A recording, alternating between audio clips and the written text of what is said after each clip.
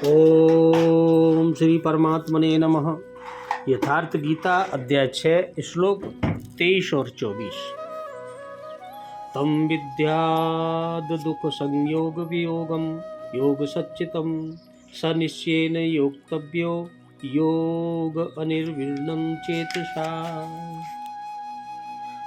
संकल्प प्रभवानं कामान् त्यक्त्वा सर्वान् अशेषतः मनसा एवेन्द्रिय ग्राम विनियम्यम समन्तात। भगवान बोले, अर्जुन, जो दुख रूप संसार के संयोग से रहित है तथा जिसका नाम योग है उसको जानना चाहिए। वह योग न उकताए हुए अर्थात धैर्य उत्साह युक्त चित्त से निश्चय पूर्वक करना कर्तव्य है। वाह। और संकल्प से उत्पन्न होने वाली संपूर्ण कामनाओं को निशेष रूप से त्याग कर और मन के द्वारा इंद्रियों के समुदाय को सभी ओर से भली भांति रोक कर, वाह, भगवान कह रहे हैं, जो संसार के संयोग और वियोग से रहित है उसी का नाम योग है। संयोग और वियोग से रहित वही योग है। जो आत्यंतिक सुख है उसके मिलन का नाम योग है। जिसे परम तत्व परमात्मा कहते हैं उसके मिलन का नाम योग है। वह योग न उगताए हुए चित्त से निश्चय पूर्वक करना कर्तव्य है। धैर्य पूर्वक लगा रहने वाला ही योग में सफल होता है। और इसीलिए मनुष्य को चाहिए कि संकल्प से उत्पन्न होने वाली संपूर्ण कामनाओं को वासना और आसक्ति सहित सर्वथा त्याग कर मन के द्वारा इंद्रियों के समुदाय को सब ओर से अच्छी प्रकार वश में करके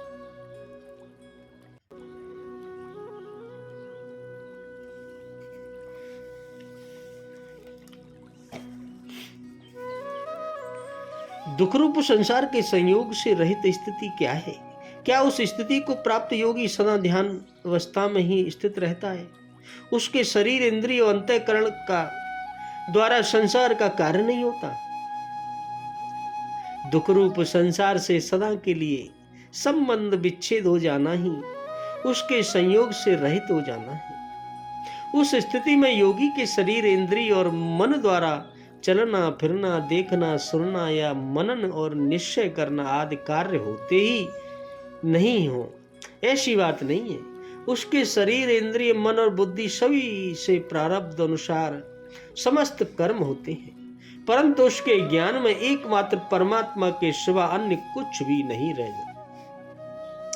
रह जाने के कारण उसका मन उन कर्मों से वस्तुतः कुछ भी संबंध नहीं रखता।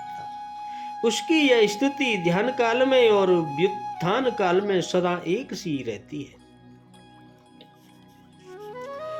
यही केवल दुख वियोगम कह देने से ही काम चल सकता था। फिर दुख संयोग वियोग कहकर संयोग शब्द अधिक देने का क्या भाव है? दृष्टा और दृश्य का संयोग, दृष्टा और दृश्य का संयोग अर्थात दृश्य प्रपंच से आत्मा का जो ज्ञान जनित अनादि संबंध है वही बार बार जन्म मरण रूपी दुख की प्राप्ति में मूल कारण है। उसका अभाव हो जाने पर ही दुखों का भी सदा के लिए अभाव हो जाता है। यही बात दिखाने के लिए संयोग शब्द का प्रयोग किया गया है। पतंजलि योग दर्शन में भी कहा है कि यम दुखम नागतम, भविष्य में प्राप्त होने वाले जन्म मरण रूप महान दुख का नाम हे है। दृश्यो संयोगो हे हेतु, दृष्टा और दृश्य का संयोगी हे का कारण है। तस्य और विद्या, उस संयोग का कारण अज्ञान है। तद भावत संयोगा भावो हानम तस्य द्वेष केवल्यम, उस अविद्या के अभाव यानी विनाश से दृष्टा और दृश्य के संयोग का भी अभाव यानी विनाश हो जाता है। उसी का नाम हान यानी हे यानी त्याग है। और यही दृष्टा की केवल्य रूप स्थिति है। यहाँ तम के साथ योग संगीतम विशेषण देने का क्या भाव? ऊपर के 3 श्लोकों में परमात्मा की प्राप्ति रूप जिस अवस्था के महत्व और लक्षणों का वर्णन किया गया है उसका नाम योग है। यही भाव दिखलाने के लिए तम के साथ योग संज्ञतम विशेषण दिया। विद्यात का क्या भाव है?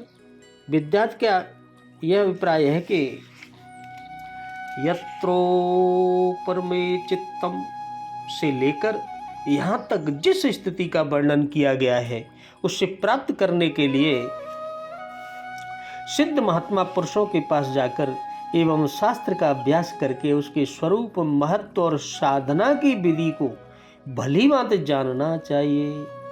अनिर्निमित चेतसा का क्या भाव है?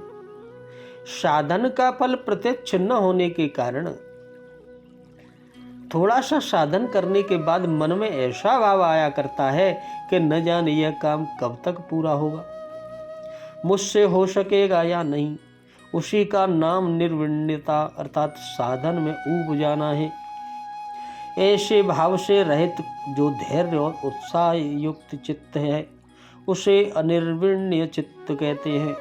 अतः इसका यह भाव है कि साधक को अपने चित्त से निर्णयता का दोष सर्वथा दूर कर देना चाहिए। योग साधना में अरुचि उत्पन्न करने वाले और धैर्य तथा उत्साह में कमी करने वाले भावों को अपने चित्त में उठने ही न देना चाहिए और फिर ऐसे चित्त से योग का साधन करना चाहिए। या निश्चय पूर्वक योग साधन करना कर्तव्य, इस कथन का क्या है? निश्चय यहाँ विश्वास और श्रद्धा का वाचक है। अभिप्राय यह है कि योगी को योग साधना में, उसका विधान करने वाले शास्त्रों में, आचार्यों में और योग साधना के फल में पूर्ण रूप से श्रद्धा और विश्वास रखना चाहिए एवं योग साधना को ही अपने जीवन का मुख्य कर्तव्य मानकर और परमात्मा की प्राप्ति रूप योग सिद्धि को ही ध्येय बनाकर दृढ़ता पूर्वक तत्परता के साथ उसके साधन में संलग्न हो जाना चाहिए। परमात्मा को प्राप्त पुरुष की स्थिति का नाम योग है। यह कहकर उसे प्राप्त करना निश्चित कर्तव्य बतलाया गया। अब 2 श्लोकों में उसी स्थिति की प्राप्ति के लिए अभेद्य रूप से परमात्मा के ध्यान योग का साधन करने की रीति बतलाते हैं। क्या कहते हैं? यहाँ कामनाओं को संकल्प से उत्पन्न बतलाया गया है और दूसरे अध्याय के 62वें श्लोक में कामना की उत्पत्ति आसक्ति से बतलाई गई है। यह इस भेद का क्या कारण है? वहां संकल्प से आसक्ति की और आसक्ति से कामना की उत्पत्ति बतलाई गई है। इससे वहां भी मूल कारण संकल्प ही है। अतः वहां के और यहाँ के कथन में कोई भेद नहीं है। सब कामनाएं कौन सी हैं और उनका निशेष त्याग क्या है? इस लोक और परलोक के भोगों की जितनी और जैसी तीव्र, मध्य या मंद कामनाएं हैं, या सर्वान कामन वाक्य उन सभी का बोधक है। इसमें स्पृहा, इच्छा, तृष्णा, आशा और वासना आदि कामना के सभी भेद आ जाते हैं। स्पृहा, इच्छा, तृष्णा, आशा और वासना सभी भेद आ जाते हैं और इस कामना की उत्पत्ति संकल्प से बतलाई गई है।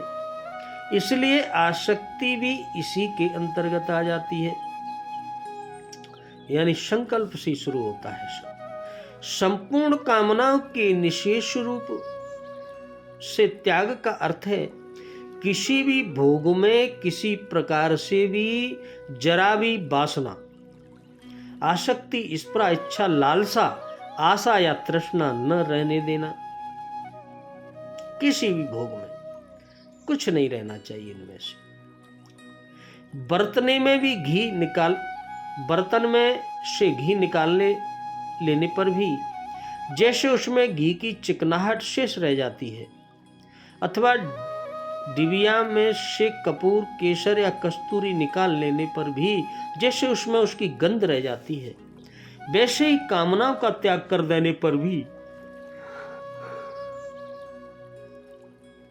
उसका सूक्ष्म अंश शेष रह जाता है।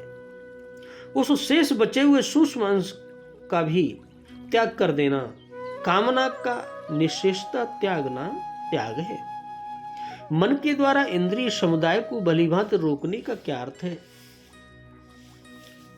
इंद्रियों का स्वभाव ही विषयों में विचरण करना है, परंतु ये किसी विषय को ग्रहण करने में तभी समर्थ होती हैं जब मन इनके साथ रहता है। मन यह दुर्बल होता है तो उसे जबरदस्ती अपने साथ खींचे रखती है, परंतु निर्मल और निश्चयात्मक का बुद्धि की सहायता से जब मन को एकाग्र कर लिया जाता है, तब मन का सहयोग न मिलने से विषय विचरण में असमर्थ हो जाती है। इसीलिए 11वें से लेकर 13वें श्लोक के वर्णन के अनुसार ध्यान योग के साधन के लिए आसन पर बैठकर योगी को यह चाहिए को विवेक और वैराग्य की सहायता से मन के द्वारा समस्त इंद्रियों को संपूर्ण बाह्य विषयों से सभी प्रकार से सर्वथा हटा ले। किसी भी इंद्रिय को किसी भी विषय में जरा भी न जाने देकर उन्हें सर्वथा अंतर्मुखी बना दे। यही मन के द्वारा इंद्रिय समुदाय का भलीभांति रोकना है। बोलो राधे राधे, जय श्री कृष्ण।